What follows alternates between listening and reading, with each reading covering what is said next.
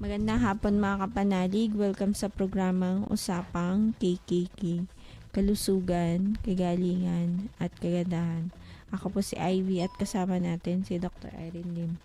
Para po sa inyong mga katanungan, maaari po kayo mag-text sa 0922-875-2899, 0925-896-1689 at 0917 8106169.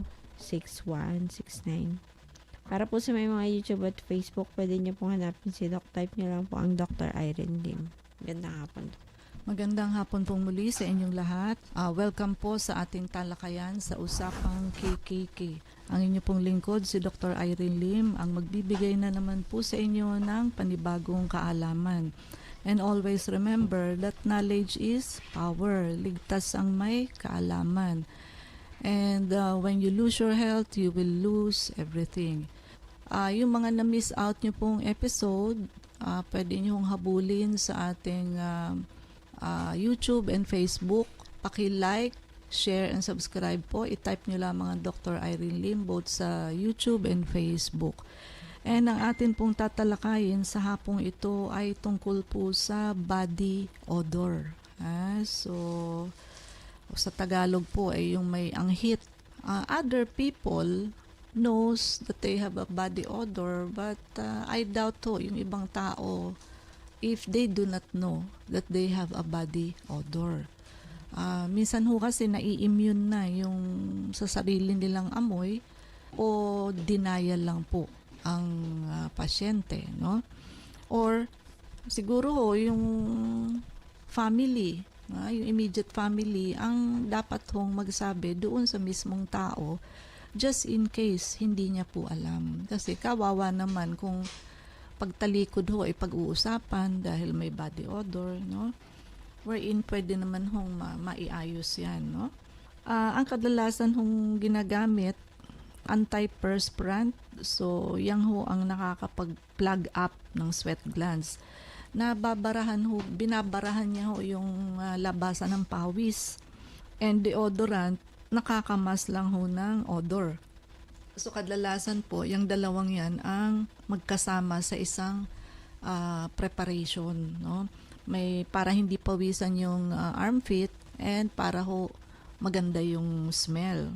So kaya lang nga, di ba, doon nga natin dilalabas yung always remember, ang pawis po, 10:1 sa ihi natin ang nailalabas niyang dumi. Kung 10 ho ang nailabas na toxin sa pawis natin, isa lamang ho sa ihi. So you see, so mas marami ho tayong nailalabas na dumi sa ating sweat kaysa ho sa pag-ihi. Now, syempre ho marami tayong toxin dito ho sa armpit, no? Actually ho, konektado yan sa mga lymph nodes natin sa breast. And isa ho itong mga antiperspirants nakakapigil ho sa paglabas ng pawis sa atin pong armpit.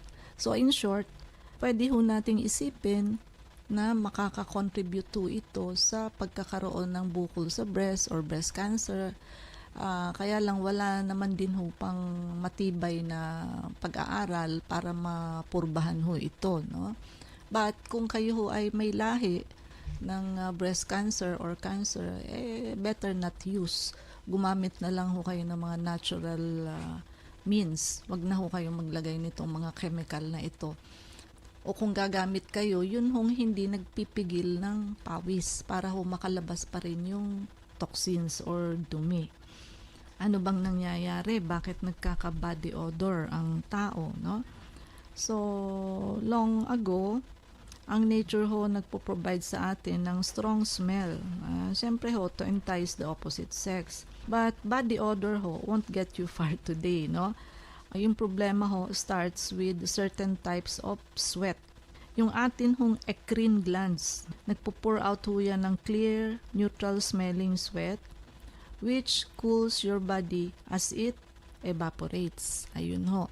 So, nailalabas ho natin yung init pag nalalabas ho ng eccrine glands ang kanyang sweat, no? And another is apocrine glands. Concentrated ho ito in the underarm and genitals.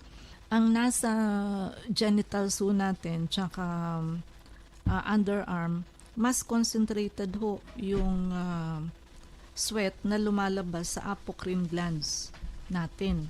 Kaya ho, mas may smell yung ating underarm and genital area. They secrete a substance that bacteria feast upon. Gustong-gusto ng bacteria tirhan po yung substance na yan o sweat galing sa underarm and sa genitals. They cause strong odor. So during stress, ovulation, sexual excitement, and anger can cause apocrine glands to kick into a high gear. Sabihin ho, mas marami yung secretion niya. And some disease cause the body to produce a particular odor, and so do drugs such as venlafaxine.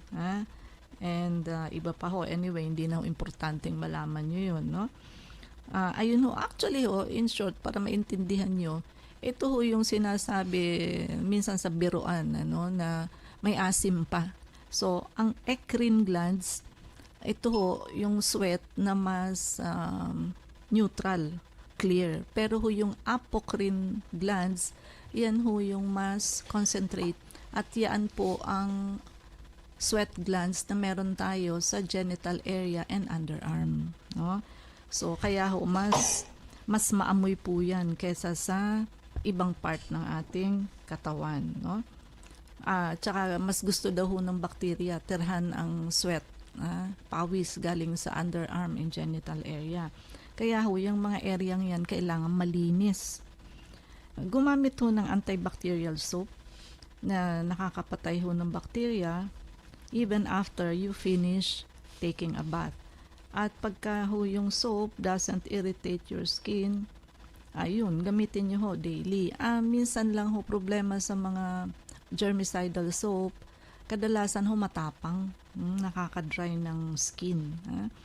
Gawin na lang ho ganito. Kung gagamit ho kayo ng germicidal soap at first, then saka ho after gumamit kayo ng moisturizing soap, no? Kung may gusto ho kayong patayin germs para may moisturize pa rin po yung inyong skin. And if you find that these soaps are too drying, use them only on the underarm. Ayun ho, pwede naman din po. Doon lamang ho sa underarm and sa groin area ninyo gagamitin, di ho ba? And if body odor is still bothering you, bring out the big guns. Like mga betadine, yung ibig sabihin ho, yung mga mas matatapang na, hindi lang ho antibacterial soap. Antibacterial cleanser. Effective po yan because yung formulation are used to clean patient before surgery. And it can dry, since it can dry your skin, kailangan ho gamitin yan sa shower where it will rinse off quickly. And only on high smell area, yun gagamitin. Squeeze out a small amount of cleanser or betadine and wash mo ho yung target area mo doon lamang ho sa underarm and groin area.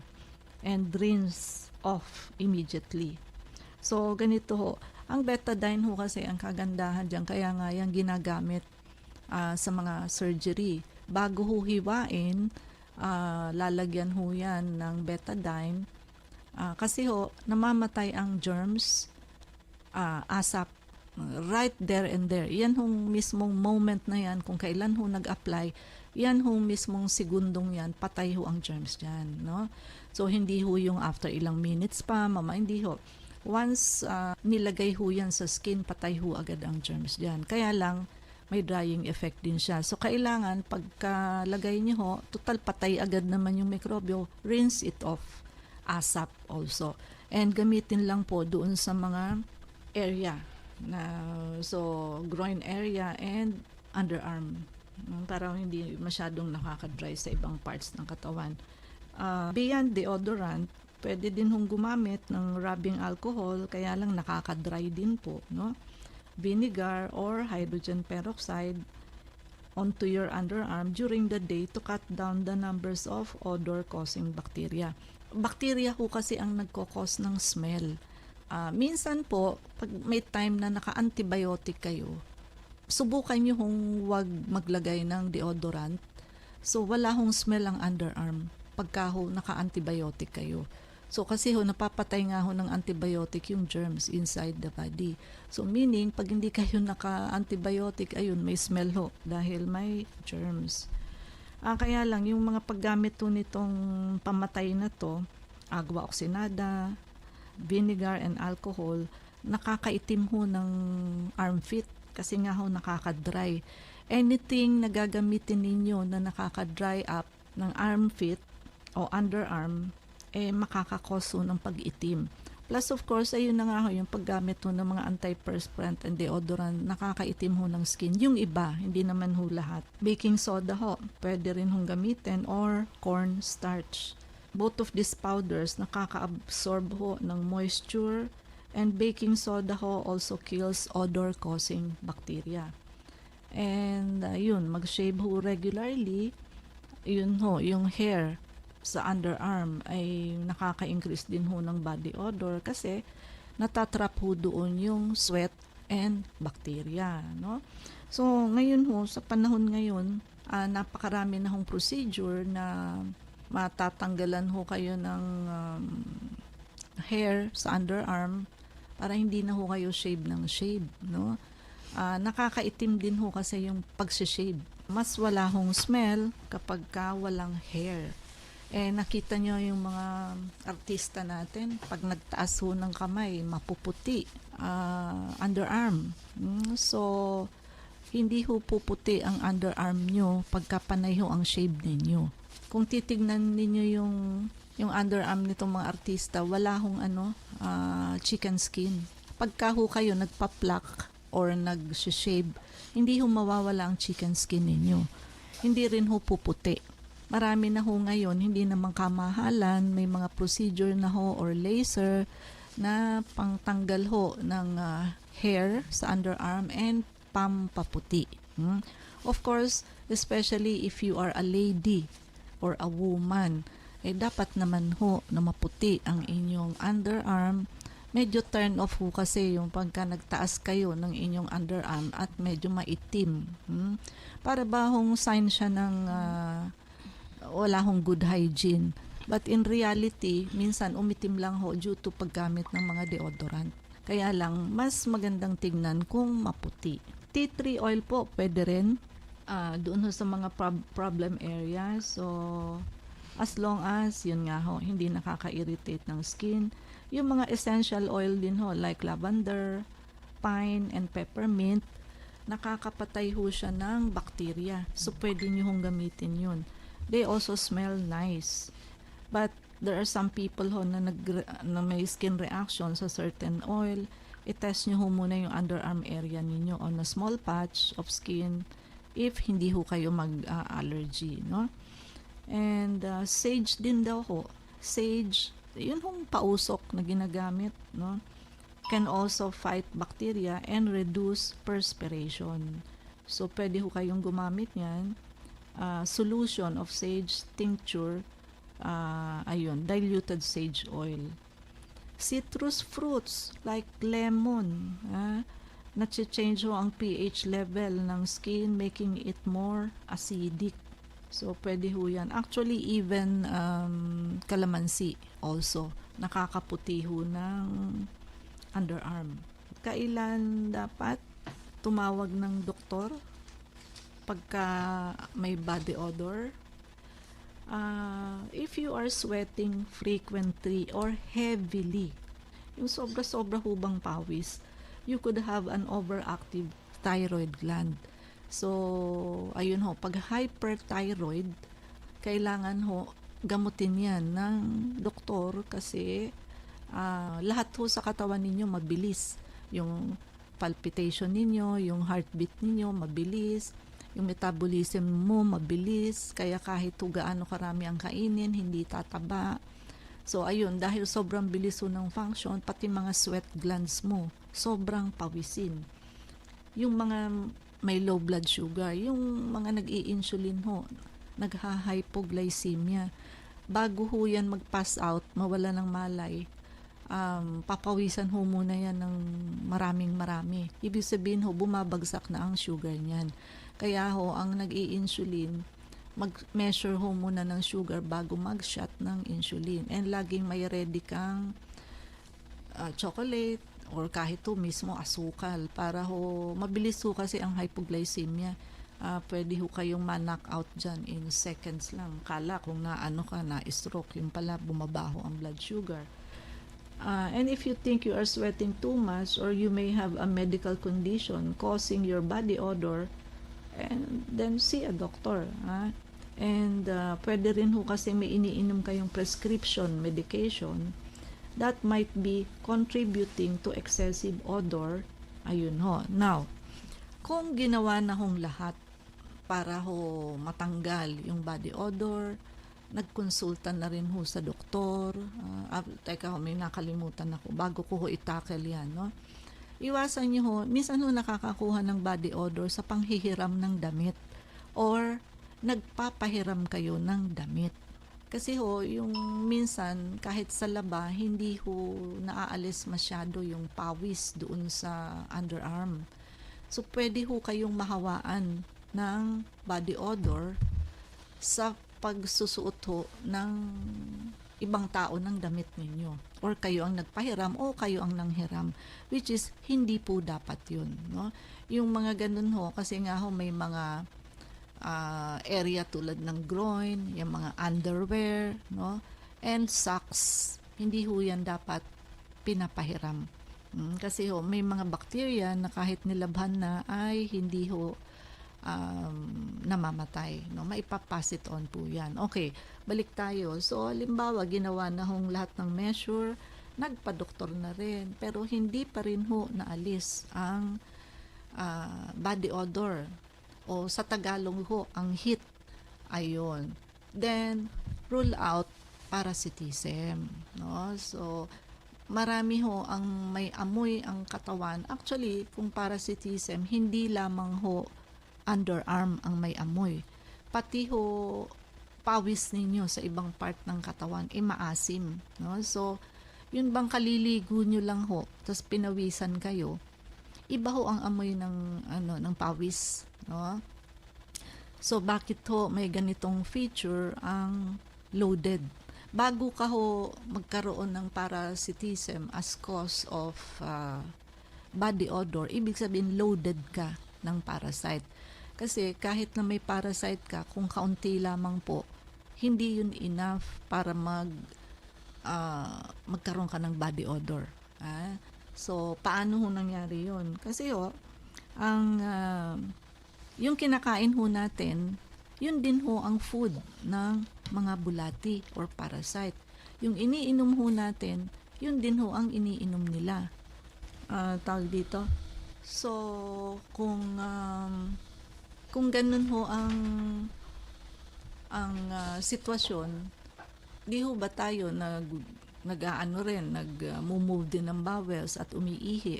So, sila rin ho, ganun din. Kaya lang ho, saan nila tinatapon yung kanilang pupu and wiwi? Of course, sa atin po. No? Dahil sila ay nakatira sa atin. So, lalabas ho yung mga toxin na yan sa lahat po ng opening natin sa katawan. So, sa mouth, sa skin, and sa anal region. No? So, kaya ang tao hong may body odor, which is ang cause is loaded ng parasite, kadalasan ho, may halitosis din po yan or may bad breath din ho. Plus, pag yan ho, nag-move ng bowels and nag-fart, very foul smelling din po. Kasi nga ho, lalabas yung kanilang toxin sa lahat ho ng opening inside the body. So, when everything fails, sa kaso ho ng body odor, then pumunta ho kayo sa amin because yung detoxification program and blood cleansing program ang makatatanggal po niyaan. So, marami na ho kaming pasyente na after detox and blood cleansing, ayun ho. So, wala na ho. Wala na yung ganong problema, no? Now, and hindi lang ho minsanan sa buhay, i-maintain na ho ideally every 3 months ang pagdi-detox and blood cleansing para ho ma-prevent pa kung ano pa ho yung mga iba pa hong diseases that may come up. Kasi ho lahat po yan nagsisimula sa maduming atay, apdo at colon. So, yung blood cleansing naman ho, para malinis yung ating blood. And ang vector scan ho, para malaman nyo ho yung mga sakit na wala pa ho kayong simptomas. Early catch po ang mga sakit. Kung may lahi kayo ng cancer, makikita ho natin yung 3 cause ng cancer. So, ibig sabihin ho, kandidato ang pasyente sa cancer. Pag nakita ho natin yung liver fluke, yung fungus, and yung isopropyl alcohol. So, syempre ho, kung may lahi kayo, interesado kayong malaman kung positive kayo for those 3 causes of cancer because it runs in the family. And ayan, yung mga lahi naman din po ng high blood, stroke, and heart attack, ayan, nakikita din po sa vector scan kung barado ang circulation ng puso nyo and yung brain ninyo. Pati ho mga parasite, bacteria, virus, allergens, lahat po yan na naipon ninyo for sabihin na nating 60 years. Kung 60 years old na ho kayo, makikita nyo ho yan lahat sa vector scan. And we are still on promo. Take advantage of it. So, Ivy? Para po dun sa mga nais magtanong, mag-text po kayo sa 0922-875-2899. Ako po si Ivy at kasama pa rin natin si Dr. Irene Lim. Dok, tanong ni 6957, yung spirulina tablet po ba, para sa ano yun? Okay, ang spirulina po, maganda po yan na pampataas ng red blood cell. At the same time, kumpleto po yan sa vitamins and minerals. And especially kung gusto niyo hong mag-diet, so pwede ho kayong mag-take niyan kasi nga ho, pagka complete food ang isang pagkain or supplement, matagal ho kayong magutom. Di ba? Lagi kong sinasabi sa inyo, pagka humayat maya gutom kayo, ibig sabihin yung kinain ninyong huling food, wala hong sustansya. Kasi sandali lang po, gutom na kayo. Yung cells ho ninyo, wala hong nakuhang nutrition. So in the case of spirulina, matagal ho kayong magutom kasi loaded ho siya ng vitamins and minerals, no? So, yan ho ang i-take ninyo pagka gusto nyo hong mag-diet. So, wala tayong oras. So, mangyari po lamang na kayo magpalista kung kayo magpapa-check up. So, Unit 1101, Clinica Medica 101, Centuria Medical Makati, Salamanca Street Corner, Kalayaan Avenue, Makati City. So, ang landmark ho natin is along Makati Avenue, yung corner General Luna Street. Everyday po bukas ang clinic, pati na rin Saturday and Sunday, and even holidays. IB ang mga numero. Pwede po kayong tumawag sa 546-9412, 0922-875-2899. Pwede rin po kayong mag-text sa 0925-896-1689 at 0917-810-6169. Prevention is better than cure and health is the best investment. Regaluhan niyo po ang inyong sarili ng pagpapacheck up para huma-auscultate namin ang likod ninyo. Maagapan ho kung kayo ay may asymptomatic or walking pneumonia. And sabayan nyo na ho ng pagpapa-vector scan. We are still on promo. Detoxification and blood cleansing program. Kasi yan ho ang dalawang procedure na mag-a-address sa root cause ng halos lahat ng sakit. At para naman ho doon sa wala namang karamdaman, gusto lamang hong magpaganda, magpaputi at magpalakas. So meron ho tayong beauty drip sa clinic. And paki-like, share, and subscribe po. I-type nyo lamang ang Dr. Irene Lim both sa YouTube and sa Facebook. IB? Please like us on Facebook account po natin ni Clinica Medica 101.